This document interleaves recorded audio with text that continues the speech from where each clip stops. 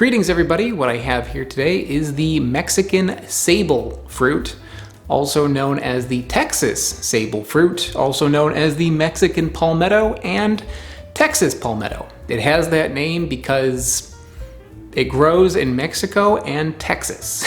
Doesn't grow much outside of that though, and there is another Sabal palm that I've had in the past that usually just goes by Sabal palm, which is a different species, and that one is found throughout like the whole southern United States, and I think parts of Mexico as well. That one I found in New Orleans, and I was not impressed with it. It's just like a hard seed with the tiniest little shell of flesh around it. There's like no edible portion, and the portion that is there that you can eat doesn't really taste like all that much. It's just a little sweet. This, however, looks a little bit more substantial. It looks like there is some flesh in there. So I'm wondering if this is going to have a little bit more to it. The shape of this is pretty distinct. It's not just like a little nut. It's got like this bloated teardrop kind of shape to it. Actually, the shape of this is very, very similar to another palm fruit that I had called the Corozo palm. And the Corozo palm is fleshy. It's got like a fleshy bit in there. And I'm wondering if maybe, just maybe, the shape of this is indicative of it actually having more to it. But I don't know. And if you're wondering if I foraged this myself, if I'm in New York now, if I flew down to Texas and started foraging and then I flew back, no, I did not. This was actually sent to me by Toma. Toma, thank you very much, and I apologize if I'm saying your name wrong. I've said it before, but it's worth repeating, is that a lot of the most difficult things for me to find are, ironically, ones that grow in the US. I live in the US, but native plants are not easy to get. They're not transported. The US is big, so in order to find plants that are not really being sold commercially, you need to go and find them. And it's not always easy to do. So this is a very tricky thing to find, and I am happy to have it. So Toma, thanks again. So I guess the first thing to do here is just to kind of crack it open and see what we got in there.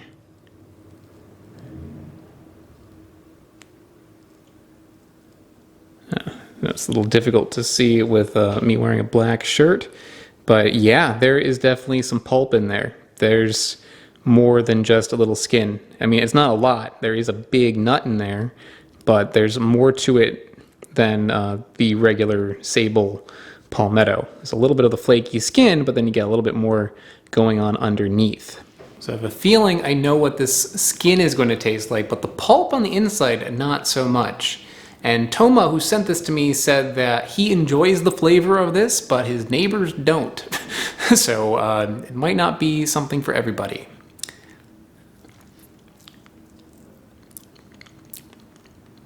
Okay, there's still not a lot there.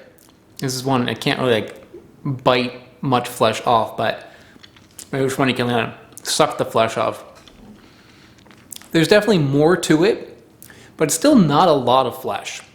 But maybe this is the sort of thing that you can take as like a foraging snack or like a trail snack. If you see it growing, take one and suck on it like a candy. The Sabal palm that I had in the past, you could do that, but you wouldn't get that much out of it.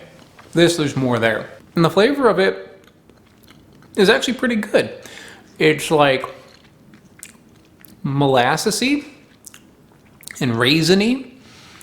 It's got like a dry fruit taste. The flesh on it is not tightly adhered to the seed, but it takes some kind of swooshing to get it off. So like here's the seed, sans flesh.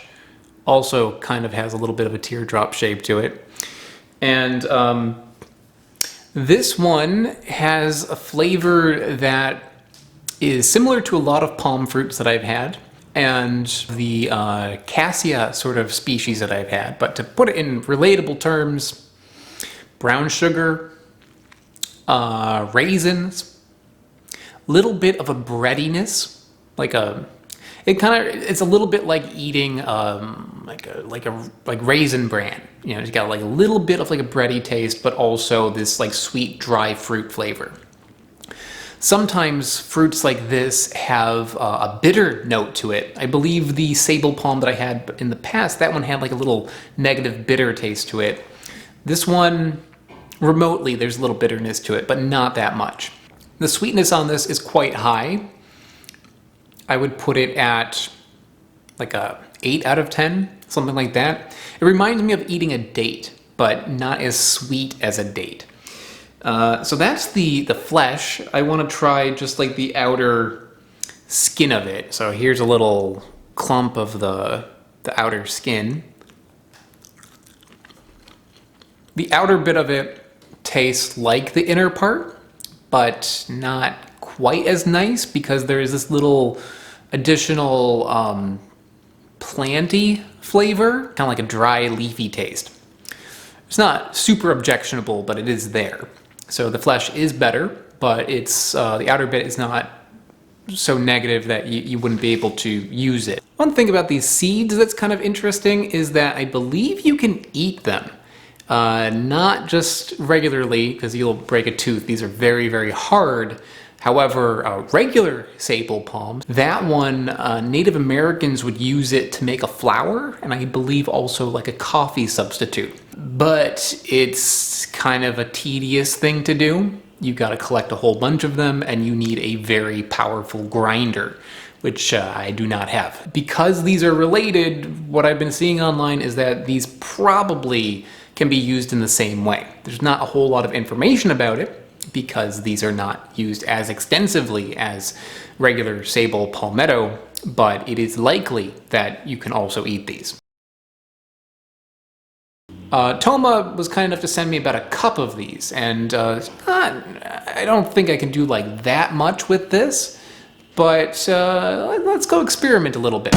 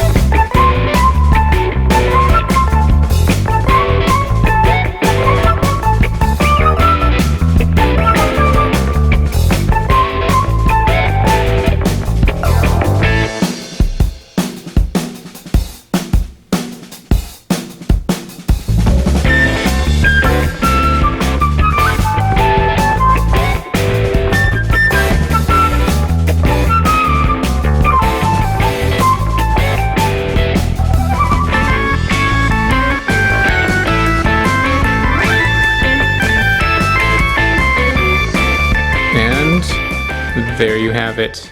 So, what the hell did I just make? I'm gonna call this Mexican Sabal Palm Molasses. And this came to me while I was making it. I didn't know exactly what I was going to do, but once I got the flesh off of those seeds, I was like, I felt inspired because I have this. This is something that I bought in Algeria, and this is date palm molasses. And date palm molasses is made in the same sort of way. You take the fruit, you don't cook it like you would if you were to make like a jam. You let it sit in water, and that water absorbs the flavor. And then you mush it up with like a masher, and then you strain it out. And you do this instead of cooking it because it's going to have more of like the sweet, fruity flavors and less of the planty, woody flavors, which for dates, I guess that probably helps, but definitely a good idea for this one. So I'm hoping that the bitterness has left this fruit, and this is going to be mostly like sweet. And the other good thing about date molasses is that you reduce it down in order to give it like the syrupy consistency, but also to bring in more flavor. So this doesn't taste just like dates. This tastes like burnt sugar and dates, and it's really, really good. So I'm hoping it's going to be something similar to that. But the consistency looks pretty good. It's very syrupy, maybe a little bit more gritty, but the flavor.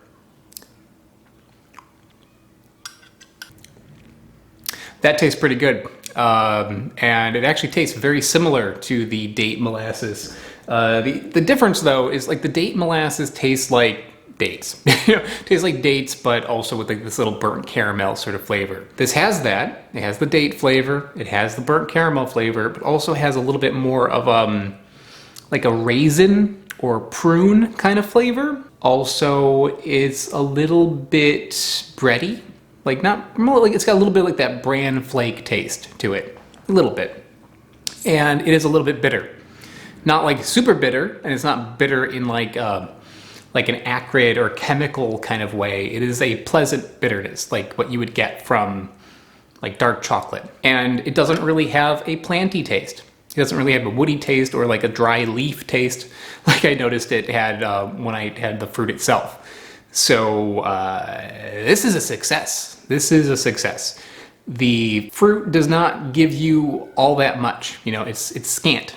But these are very productive palm trees. So if you collect these fruits and you wash them and you separate out the flesh, which I am guessing could be done in an easier way than what I did, maybe with a like a food processor or something, you could do this fairly quickly, I think, and then you can make a bigger batch. This would be really tasty on pancakes. This would be very useful as a molasses substitute, because it has a nice flavor to it. It's a little bit bitter, but I think you can work with that bitterness. It is a nice bitterness. And yeah, I think that is about it. So hope you enjoyed this episode, everybody. This is an interesting one for me because I had the sable palm before and I was disappointed. But with the very closely related Mexican sable palm, I ended up getting something kind of cool out of it. So this worked. Hope you enjoyed, and I will see you all next time. I would like to give a big shout out to Smarter Every Day, Loftyrex, and JMac. They are mega patrons over on patreon.com. Patreon, I'm sure you've heard about it, but basically it is how I can afford to go on all the adventures that I go on this channel and how I buy all the fruit that I buy. So if you are interested in supporting the channel, check out the link in the description below. Another way to help out is by going to my website. My website has all my videos organized into categories, which is pretty cool, and I also have t-shirts for sale over there. So check it out, and I will see you all next time.